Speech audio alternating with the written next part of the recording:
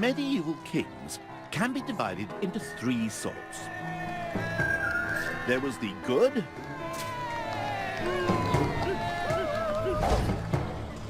the bad,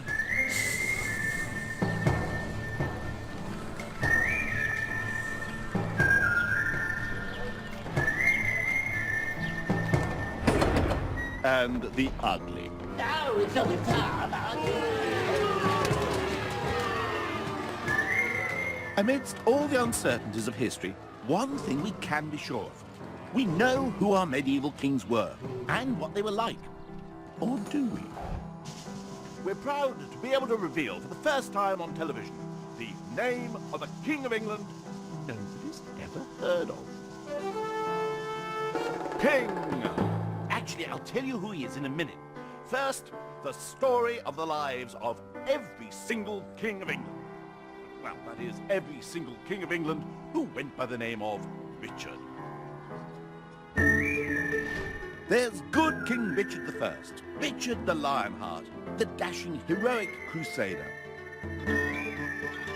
Bad King Richard II, tyrannical, megalomaniac, narcissistic. And ugly King Richard III, misshapen, demonic, and evil.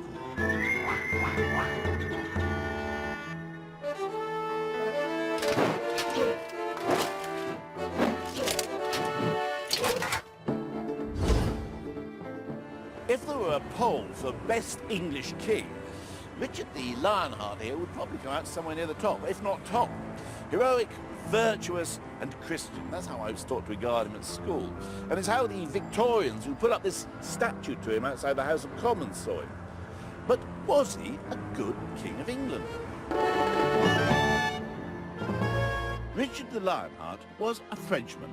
He was born in Oxford, but he was brought up in Poitiers, in the court of his formidable mother, Eleanor of Aquitaine.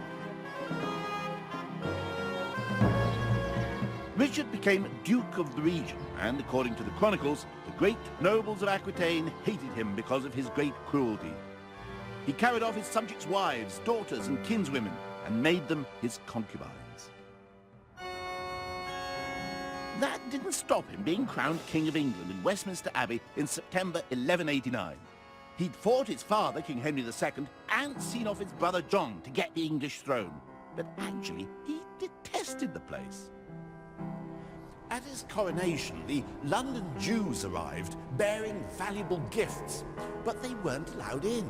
Instead, they were beaten up, and there were anti-Jewish riots. Well, Richard must have been furious. After all, his only reason for being King of England was how much he could make out of it. He had an agenda, and it wasn't governing some godforsaken island full of sheep where it rained all the time. Richard was much more interested in what was going on a few thousand miles away. Saladin had just recaptured Jerusalem from the Christians, and crusade fever was sweeping Europe. It was Richard's chance to shine. The battlefield was where Richard was in his element. He thought fighting was fun. For example, when he went on honeymoon, he took his bride to Cyprus, not for the sun and sex, but for the slaughtering, ravaging, and pillaging. A crusade to Richard was like a sweet shop to a kiddie. And since it was warfare on behalf of the church, no one could complain about the expense. And expensive it certainly was. His only interest in England was to use it as one big piggy bank to fund his crusade. He even said he'd sell London if he could find a buyer. However, despite his massive army and his equally massive cost, things didn't really work out for him in the Holy Land. He failed to recapture Jerusalem, although he did manage to massacre nearly 3,000 Muslim hostages in cold blood. Then, on his way home, Richard was captured and spent 2 years in prison. To pay for his ransom, his subjects were bled dry. His get-out-of-jail card cost the country £100,000. That's almost the whole income of the English exchequer for the previous 8 years. Richard continued to spend in pursuit of his military ambitions. A lot of it went on this castle in Normandy, Chateau Gaillard, state-of-the-art residence built in 1198 to defend his territory in northern France. Historian Pamela Marshall shows me around. Richard was besotted with this castle. Remember, he's a military man, that's his main interest. And this is his opportunity to design his own castle. Was Richard pretty pleased when he'd done it? Oh yes, he was as pleased as Punch. And as it was nearing completion, he got his best mates in to come and see his daughter of a 12-month. So he calls the castle his daughter. He calls the castle his daughter, yeah. He was as proud as a new father of this castle. And as fathers often do with daughters, Richard spared no expense on her. He poured £11,500 into the building of Chateau Gaillard. That's more than 10 times what his father used to spend on new castles. Chateau Gaillard dominates the valley. Richard clearly intended it to be seen as a potent symbol of his overlordship of the region. In the tower at the very top of the castle, Richard had his command centre. It only has one huge window, very ruinous now, but it must have been a magnificent window stepped back. And it's my belief that when Richard was holding court, he would have sat in this window with his vassals paying homage to him, as if he were in the proscenium arch of a theatre, the light behind him very dramatic.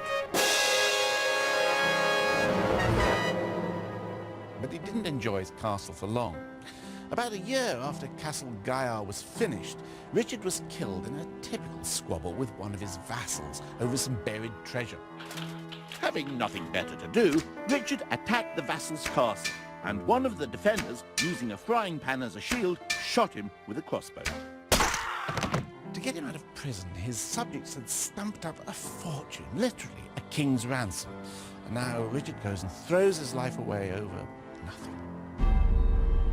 Richard had absolutely no interest in the business of government. His attention span was strictly limited for anything that didn't involve people getting killed. He was King of England, but he was scarcely an English king. The empire that counted for him was Anjou, Aquitaine and Normandy. England was just an appendage that he used as a milch cow. He was a failed crusader, and by all accounts, a thoroughly nasty piece of work. So why do we think of him as a good king? Well, the medieval monkish chroniclers gave him a good press because he promoted the Crusades. The Victorians admired him as an empire builder. But it's curious that the English banner should still contain the 3 lions that was the badge of a man who had nothing but contempt for England. And here he is at last, the king nobody's ever heard of. King... Wait! There's another Richard we need to look at first. People often forget about him, but in many ways, he's the most interesting.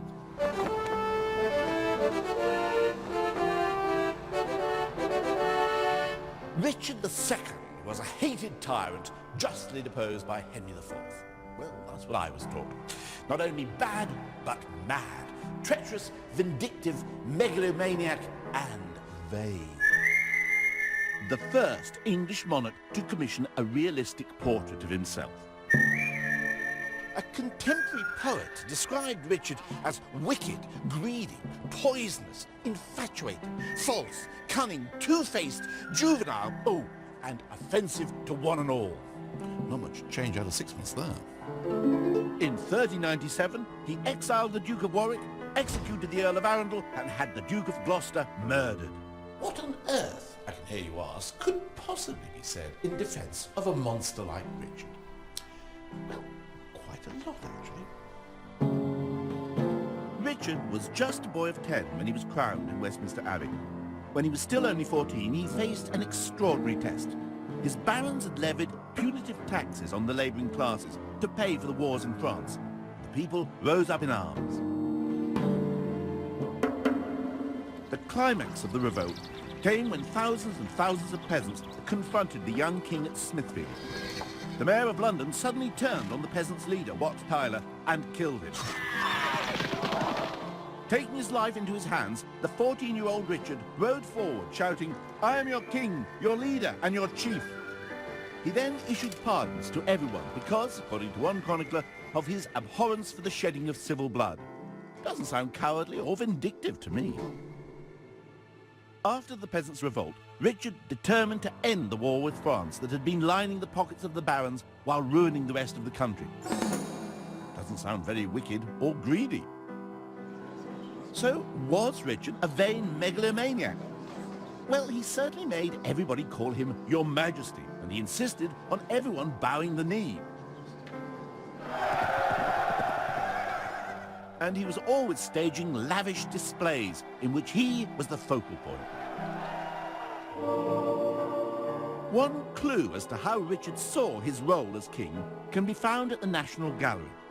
The Wilton diptych is probably a portable altarpiece which Richard would have used for his private devotions. So what does this tell us about Richard's concept of kingship?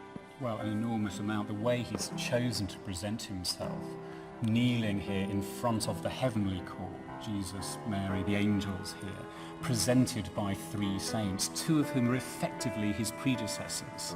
We've got Edward the Confessor in the middle and St. Edmund behind him. Both of them kings who had become saints. So he has holy predecessors. He is in a holy line. And they are sort of putting their voice forward to have him as king. So he is worthy to be king. He's worthy to be king. We're vouching for him. Absolutely.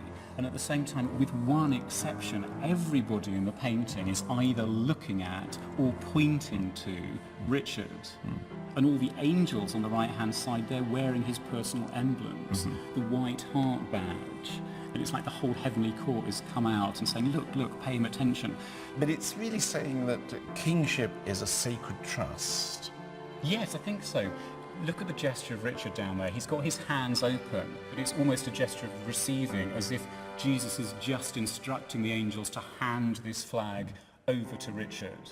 He is being given England, effectively, to look after, and it's Jesus and Mary who are giving it to him, effectively.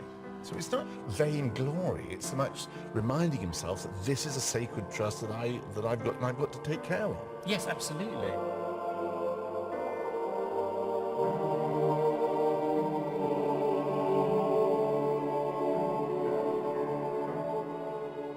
In the 14th century, people were very concerned about the difference between a king and a tyrant. According to the political theorists of the day, a legitimate king ruled in the interests of its people, whereas a tyrant acted entirely in his own interests. It was a mantra that was repeated in the books of rules for princes that every author of note, including Chaucer, felt he had to provide as part of his civic duty. Many thinkers, such as Dante, for example, insisted that for a country to be at peace with itself, the king must be the most powerful force in the land.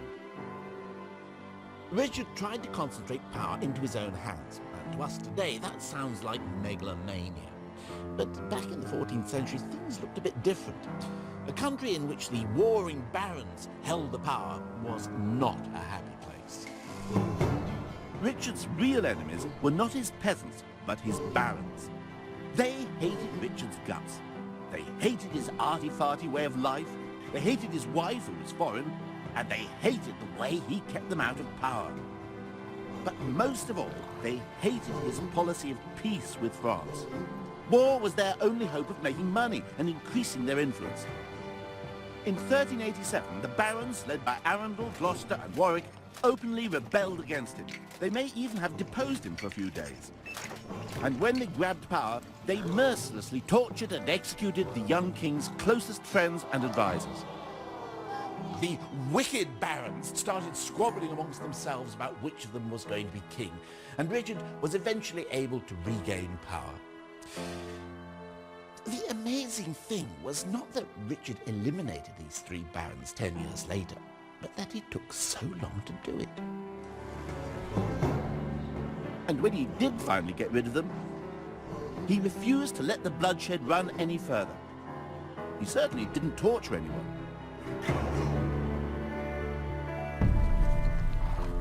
If anything, perhaps Richard was too soft on his enemies.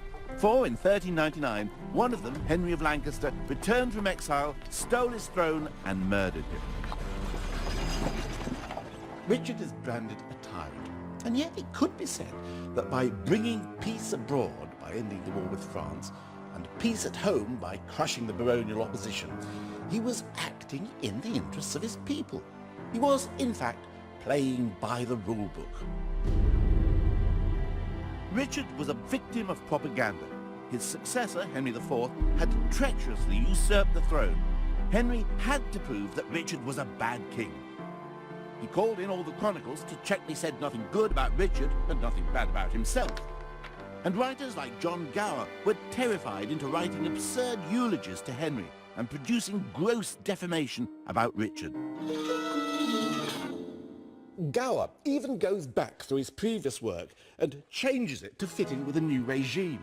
In this book, for example, the Confessio Mantis, which he originally dedicated to Richard II, in this edition, he claims to have dedicated it to Henry.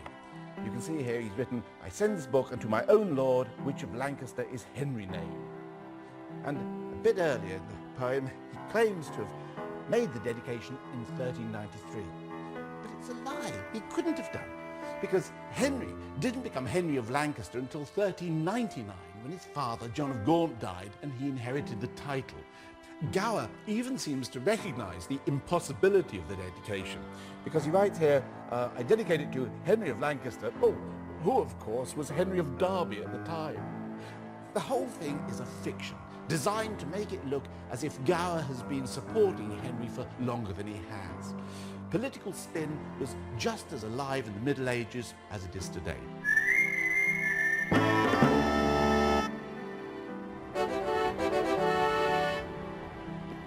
I that am curtailed of this fair proportion, cheated of feature by dissembling nature, deformed, unfinished, sent before my time into this breathing world, scarce half made up. Oh, such fun playing Richard III, the archetype medieval tyrannical king. I want to do some more. But since I cannot prove a lover to entertain these fair, well-spoken dames, I am determined to prove a villain. The trouble with Shakespeare's Richard III is that most of it's made up. I mean, Richard didn't even have a hunchback. What, not even a small one? This portrait was painted 35 years after his death. An X-ray shows it had been altered to make the shoulder higher, and so, some claim, to give him a hunchback. Could be Tudor propaganda against Richard, or modern propaganda against the Tudors. Yeah, but you wouldn't expect an official portrait to include a deformity like this, would you?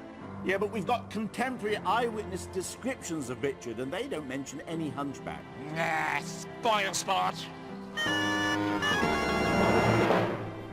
It looks like one of the biggest baddies in history could have been the victim of a smear campaign. But who would have wanted to do that to him?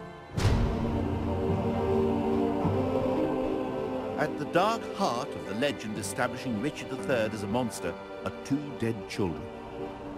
When Edward IV died in 1483, he intended his 12-year-old son to succeed him as Edward V.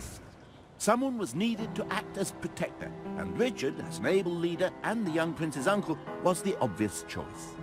However, the ex-king's widow, Elizabeth Woodville, fancied the job of protector for herself, so she tried to get her son crowned as quickly as possible. Once he was safely on the throne, she and her horde of ambitious, upwardly mobile relatives would be in control of king and country. Richard foiled the Woodville takeover plot.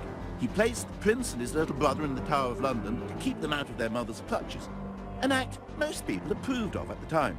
No one wanted the Woodvilles, mere commoners, to have that much power. Parliament then voted Richard as protector. At some point, Richard decided to make a play for the throne himself. We don't know whether he intended this all along or whether he just saw the opportunity and took it.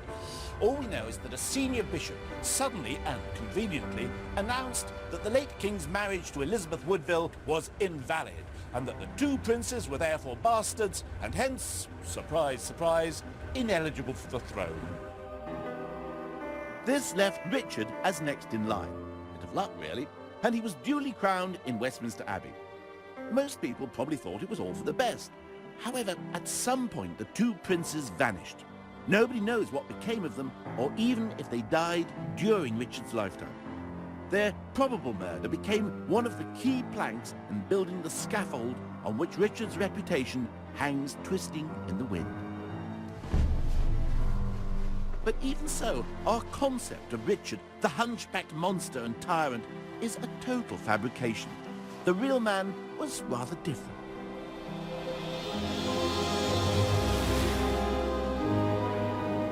Richard grew up here in the north of England, where he seemed to be more at home than he was in London. Probably the weather. And his brother, Edward IV, obviously knew he could trust him, because he gave the 19-year-old the rather tricky job of keeping the wild and woolly north on side. Records kept in Richard's power base at York reveal him as an effective negotiator, a successful peacekeeper, and a champion of the poor. Thomas Langton, the Bishop of St. David's, wrote in 1483, "He contents the people where he goes, best that ever did prince. For many a poor man that hath suffered wrong many days hath been relieved and helped by him." As king, Richard introduced major reforms to the legal system. Dic mihi trensi accuratius, quantum biberas ea nocte. For a start, he insisted it should be conducted in English rather than Latin. Now, just exactly how much had you been drinking that night, Mr. Jones?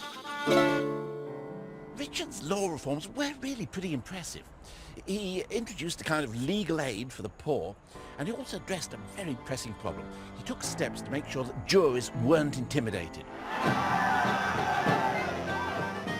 When Richard made his first visit to York as king, the city put on a hell of a show. The streets were lined with tapestries and arras cloth, and there were pageants and speeches and feasting.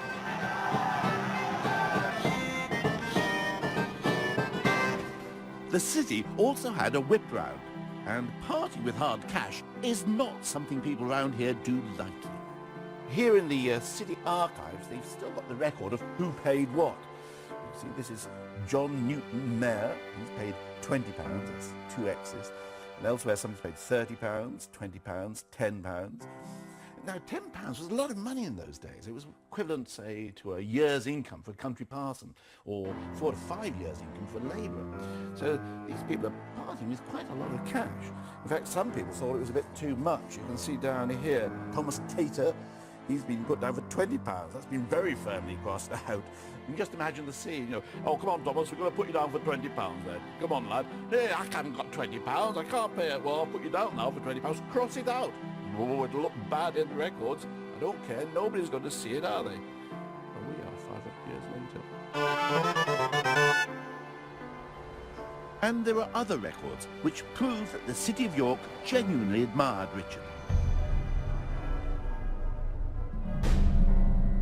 When news of Richard's death at the Battle of Bosworth in 1485 reached York, the council notes, "King Richard, late mercifully reigning upon us, was piteously slain and murdered with the great heaviness of this city."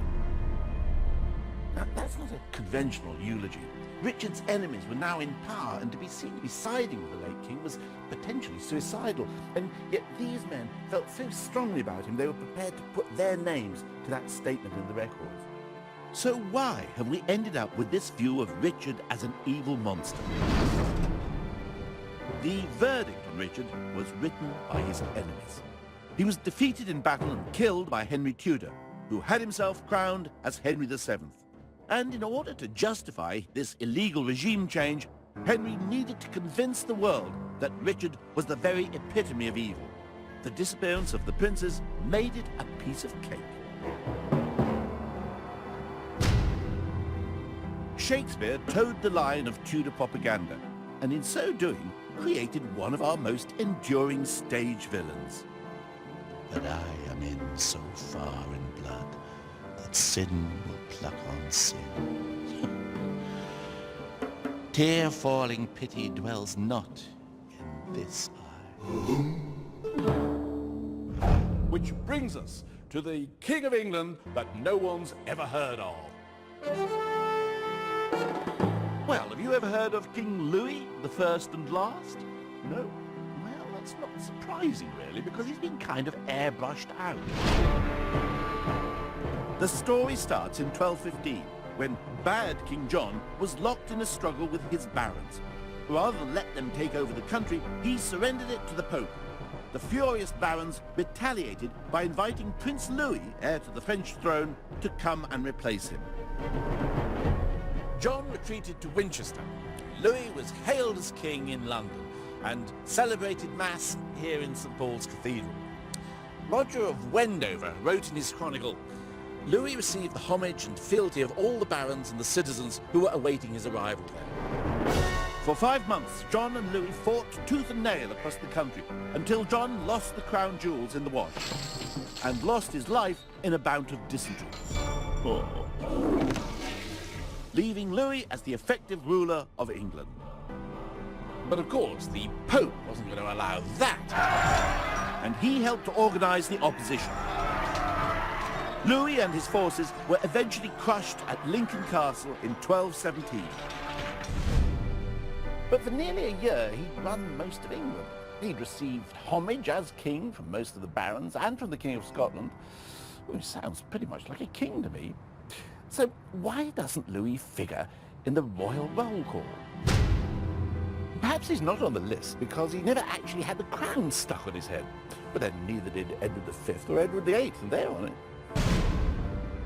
Or is it just too embarrassing to admit to a second French invasion? The point is, history isn't necessarily what happened. It's very often what somebody wants us to think happened. So I suppose we shouldn't believe everything we're told, even if it's as set in stone as the names of the kings of England.